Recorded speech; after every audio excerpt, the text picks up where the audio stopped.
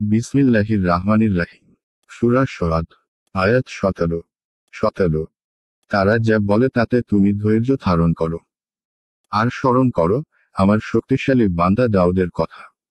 সে ছিল অতিশয় আল্লাহর অভিমুখী। আয়াতের তাফসীর। এরা যা বলে তাতে তুমি ধৈর্য ধারণ করো এবং স্মরণ করো আমার বলবান এক দাস দাউদের কথা। নিশ্চয় সে ছিল অতিশয় আল্লাহ অভিমুখী।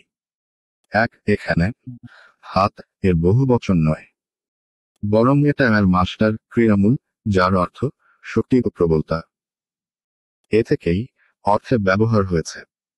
এখানে শক্তির অর্থ হল দিনী শক্তি ও সুদৃঢ়তা। যেমন হাদিসে বর্ণনা হয়েছে যে আল্লাহর তাআলার নিকট সর্বাধিক পছন্দনীয় রাতের নামাজ হল দাউদ আলাইহিস সালাম এর নামাজ এবং সর্বাধিক পছন্দনীয় রোজা হল দাউদ আলাইহিস সালাম এর রোজা। তিনি অর্ধরাত্রি নিদ্রা যেতেন, অতঃপর 1/3 নামাজ পড়তেন এবং পুনরায় রাত্রির ষষ্ঠাংশে নিদ্রা যেতেন।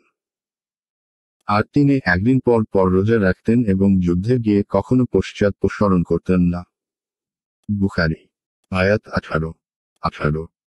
আমি নিয়োজিত করেছিলাম পর্বতমালাকে, ওরা সকাল সন্ধ্যায় তার সাথে আমার পবিত্রতা ও মহিমা ঘোষণা করত। আয়াতের তাফসীর। আমি পর্বতমালাকে তার বশীভূত করেছিলাম। ওইগুলি সকাল সন্ধ্যায় তার সঙ্গে আমার পবিত্রতা ও মহিমা ঘোষণা করত। আয়াত 19। এবং সমবেত বিহঙ্কুলকেও, সবাই ছিল তার অভিমুখে। আয়াতের তাফসীর। এবং বশীভূত করেছিলাম পক্ষীকুলকেও সমবেত অবস্থায়, সকলেই ছিল তার অনুসারী। অর্থাৎ এগুলি সবই দাউদের অনুসারী ছিল, অথবা এগুলি সবই আল্লাহ অভিমুখী। অর্থাৎ সকাল সন্ধ্যায় পর্বতমালা দাউদ আলাইহিস সালাম এর সাথে তসবিহ পাঠে রত হতো এবং উড়ন্ত পক্ষীগুলো জবুর পড়ার শুনে শূন্যে জমায়েত হতো এবং তার সাথে তসবিহ পাঠ করত। অর্থ জমায়েত অবস্থায়।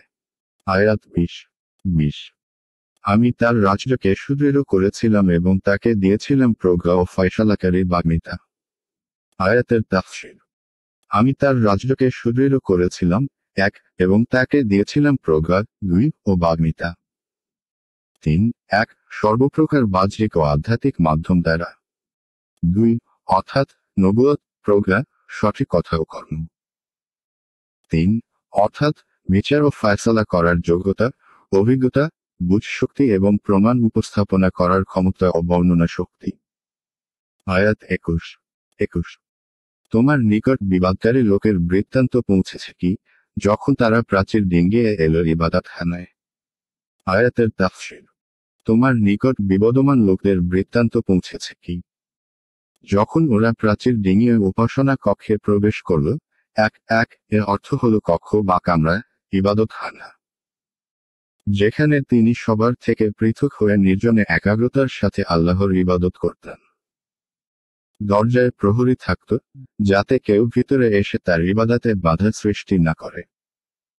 বাদী বিবাদী পেছন দিকের প্রাচীর ডিঙিয়ে ভিতরে প্রবেশ করল। আয়াত 22। এবং দাউদের নিকট পৌঁছল, তখন তাদের কারণে সে ভীত হয়ে পড়ল। তারা বলল, ভীত হবেন না, আমরা 2 বিবাদমান পক্ষ, আমরা একে অপরের উপর জুলুম করেছি। অতএব আমাদের মধ্যে ন্যায় বিচার করুন, অবিচার করবেন না এবং আমাদেরকে সঠিক পথ নির্দেশ করুন। আয়াতের তাফসীর। এবং দাউদের নিকট পৌঁছল তখন সে ভীত হয়ে পড়ল। ওরা বলল, ভীত হবেন না, আমরা বিবাদমান 2 ব্যক্তি, আমাদের একে অপরের উপর জুলুম, অত্যাচার করেছে। অতএব আমাদের মধ্যে ন্যায় বিচার করুন, অবিচার করবেন না এবং আমাদেরকে সঠিক পথ নির্দেশ করুন। 2 ভীতির কারণ সুস্পষ্ট। প্রথমত তারা দরজা ছেড়ে পিছন দিকের প্রাচীর ডিঙিয়ে ভিতরে প্রবেশ করে।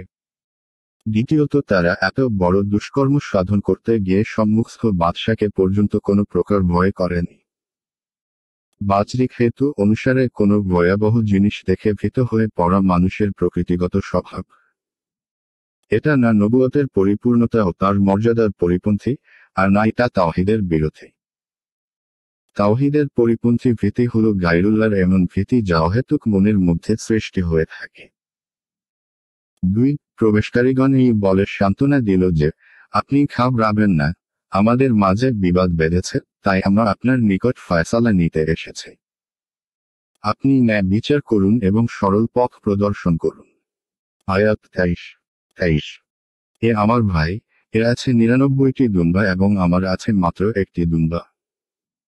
তবুও সে বলে আমার জিম্মায় এটি দিয়ে দাও, এবং কথায় সে আমার প্রতি কঠোরতা প্রদর্শন করেছে। আয়াতের তাফসীর। এ আমার ভাই, এর আছে 99টি দুম্বা, আর আমার আছে একটি। তবুও সে বলে, আমাকে এটি দিয়ে দাও। 2 এবং তর্কে সে আমাকে হারিয়ে দিয়েছে।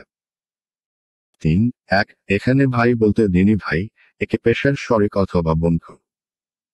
সকলের জন্য ভাই শব্দ ব্যবহার করা শুদ্ধ। 2 অর্থাৎ সে বলে, ওই দুম্বাটিও আমার দুম্বা দলে শামিল করে দাও, যাতে আমি তার মালিক হয়ে যাই। 3 দ্বিতীয় অনুবাদ হলো, সে কথাবার্তায় আমার উপর জয়ী হয়ে গেছে। অর্থাৎ যেমন তার নিকট সম্পদ বেশি আছে, অনুরূপ মুখেও আমার থেকে বেশি তেজে এবং সেই তেজ ও বাগ্মিতা দ্বারা মানুষকে বশ করে নেয়। আয়াত 24। দাউদ বলল, তোমার দুম্বাটিকে তার দুম্বাগুলির সাথে যুক্ত করার দাবি করে সে তোমার প্রতি জুলুম করেছে। শরিকদের অনেকে একে অন্যের উপর অবিচার করে থাকে, করে না শুধু মুমিন ও সৎকর্মশীল ব্যক্তিরা, এবং তারা সংখ্যায় স্বল্প। দাউদ বুঝতে পারল যে, আমি তাকে পরীক্ষা করলাম। অতঃপর সে তার রবের নিকট ক্ষমা প্রার্থনা করল এবং নত হয়ে লুটিয়ে পড়ল ও তার অভিমুখী হল। সাজদা। আয়াতের তাফসীর। দাউদ বলল, তোমার দুম্বাটিকে তার দুম্বাগুলির সঙ্গে যুক্ত করার দাবি করে সে তোমার প্রতি অন্যায় করেছে। যৌথ বিষয় অংশীদারগণ অনেকে একে অন্যের উপর অবিচার করে থাকে। করে না কেবল বিশ্বাসী ও সৎকর্মপরায়ণ ব্যক্তিগণ, এবং তারা সংখ্যায় স্বল্প। 2 দাউদ বুঝতে পারল, আমি তাকে পরীক্ষা করলাম। অতঃপর সে তার প্রতিপালকের নিকট ক্ষমা প্রার্থনা করল এবং সিজদায় লুটিয়ে পড়ল। 3 ও তার অভিমুখী হল। 4 সাজদা। অর্থাৎ মানুষের মধ্যে এটা সাধারণ ব্যাপার হয়ে গেছে যে, শরিকদের অনেকেই একে অপরের প্রতি জুলুম করে থাকে এবং অন্য শরিকের অংশ আত্মসাৎ করার প্রচেষ্টা করে থাকে। 2 বস্তুত এরূপ চারিত্রিক ত্রুটি থেকে মুমিনগণ সুরক্ষিত আছে, কারণ তাদের অন্তরে আল্লাহ ভীতি আছে এবং তারা যথাযথ নেক আমল করে।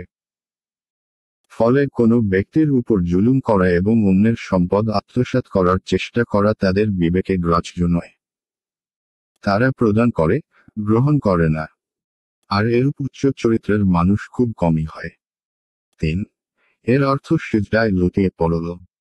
4 এই আয়াত পাঠ করার পর সিজদা করা মুস্তাহাব। সিজদার আহকাম জানতে সূরা রাফের শেষ আয়াতের 206 টিকা দেখুন। আয়াত 25। অতঃপর আমি তার ত্রুটি ক্ষমা করলাম। আমার নিকট তার জন্য রয়েছে উচ্চ মর্যাদা ও শুভ পরিণাম। আয়াতের তাফসীর। অতঃপর আমি তার অপরাধ ক্ষমা করলাম। নিশ্চয় আমার নিকট তার জন্য রয়েছে উচ্চ মর্যাদা ও শুভ পরিণাম। দাউদ আলাইহিস সালাম এর এই কাজ কি ছিল, যার জন্য তাকে ত্রুটি স্বীকার এবং তওবা, ক্ষমা প্রার্থনা ও অনুতাপ প্রকাশ করার অনুভূতি হলো এবং আল্লাহ তাআলা তাকে ক্ষমা করে দিলেন। কুরআন কারিমে এর বিস্তারিত আলোচনা পাওয়া যায় না এবং কোনো সহিহ হাদিসেও এ বিষয়ে কোনো স্পষ্ট বর্ণনা নেই। ফলে কোনো তফসিরবিদ ইসরায়েলি বর্ণনার উপর ভিত্তি করে এমন কথা লিখেছেন, যাতে একজন নবীর মর্যাদাহানি হয়। কোনো তফসিরবিদ, যেমন ইবনে কাসির রাদিয়াল্লাহু আনহু, এ বিষয়ে এই নীতি অবলম্বন করেছেন যে, যখন কোরআন ও হাদিসের বিষয়ে চুপ আছে, তখন আমাদের এর পিছনে পড়া উচিত নয়। তফসিরবিদদের এক তৃতীয় দল, যারা উক্ত ঘটনার কিছু বর্ণনা দিয়েছেন, যাতে কোরআনের অস্পষ্ট বিষয়ের কিছু ব্যাখ্যা হয়ে যায়। এরপরেও তারা কোনো একরকম ব্যাখ্যায় সর্বসম্মত নন।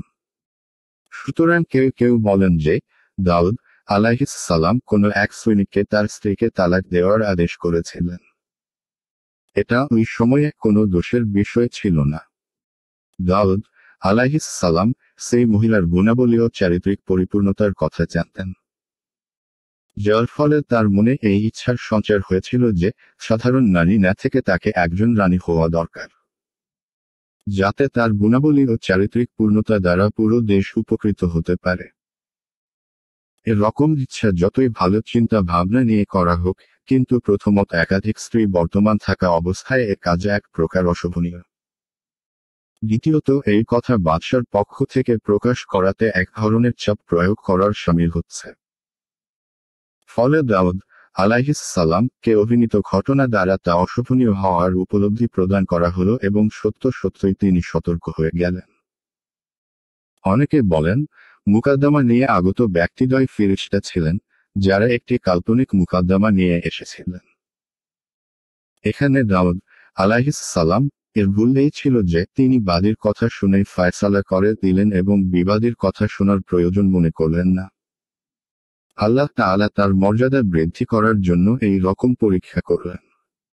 এই ভুল উপলব্ধি করতে পেরেই তিনি বুঝতে পারলেন যে এটা আল্লাহর পক্ষ থেকে তার পরীক্ষা ছিল।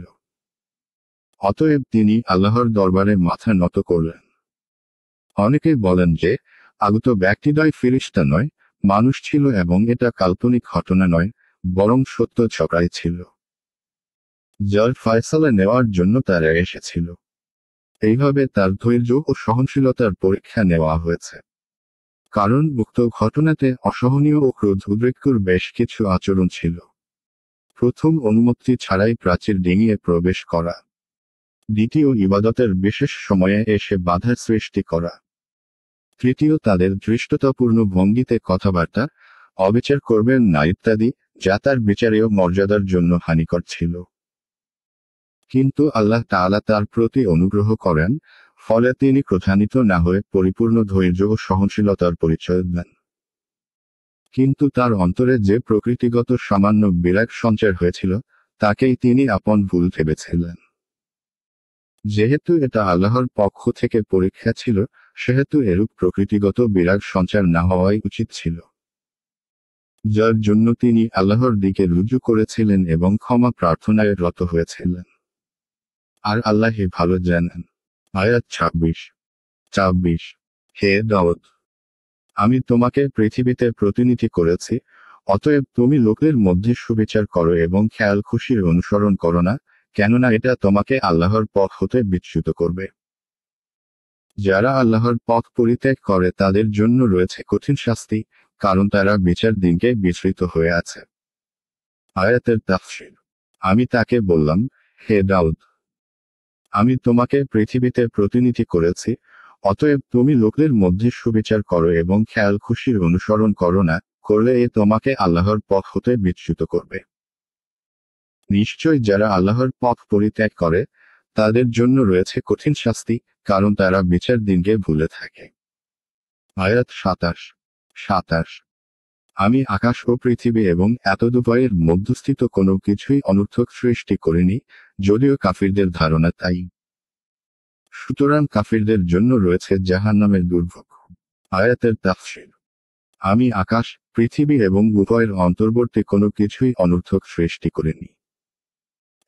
এ তো অবিশ্বাসীদের ধারণা। সুতরাং অবিশ্বাসীদের জন্য রয়েছে জাহান্নামের দুর্ভোগ।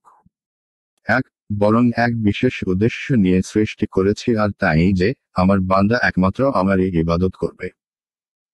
যারা আমার ইবাদত করবে, আমি তাদেরকে উত্তম প্রতিদান দেব।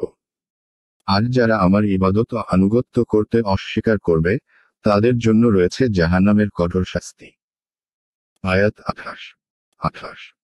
যারা ঈমান আনে ও সৎ কাজ করে এবং যারা পৃথিবীতে বিপর্যয় সৃষ্টি করে বেলায় আমি কি তাদেরকে সমগণ্য করব? আমি কি মুত্তাকিদেরকে অপরাধীদের সমান গণ্য করব? আয়াতের তাফসীর। যারা বিশ্বাস করে ও সৎ কাজ করে এবং যারা পৃথিবীতে বিপর্যয় সৃষ্টি করে বেড়ায়, আমি কি তাদেরকে সমান গণ্য করব? অথবা সাবধানীগণকে কি অপরাধীগণের সমান গণ্য করব? আয়াত ২৯। এক কল্যাণময় কিতাব ইহা আমি তোমার উপর অবতীর্ণ করেছি, যাতে মানুষের আয়াতসমূহ অনুধাবন করে এবং বোধশক্তিসম্পন্ন ব্যক্তিরা উপদেশ গ্রহণ করে। আয়াতের তাফসীর। আমি এ কল্যাণময় গ্রন্থ তোমার প্রতি অবতীর্ণ করেছি, যাতে মানুষের আয়াতসমূহ অনুধাবন করে এবং বুদ্ধিমান ব্যক্তিগণ গ্রহণ করে উপদেশ।